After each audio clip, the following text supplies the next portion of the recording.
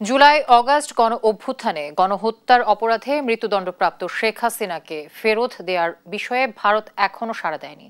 তাদের সিদ্ধান্তের জন্য অপেক্ষায় বাংলাদেশ, জানালেন পররাষ্ট্র উপদেষ্টা তৌহিদ হোসেন। রংপুরে 4 দিনের সরকারি সফরে শুক্রবার সকালে সার্কিট হাউসে সাংবাদিকদের এসব কথা বলেন তিনি।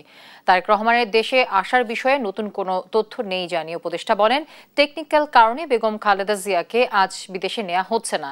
এ সময় পিছিয়ে পড়া উত্তরবঙ্গের উন্নতির জন্য ব্যবসা বাণিজ্য ও কর্মসংস্থান বাড়ানোর চেষ্টা হচ্ছে বলেও জানান উপদেষ্টা।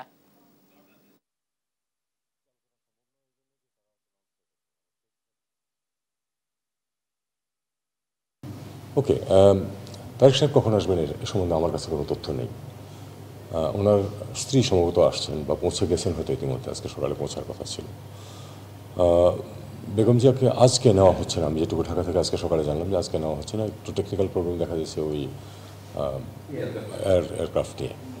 সেক্ষেত্রে হয়তো 1-8 দিন দেরি হতে পারে।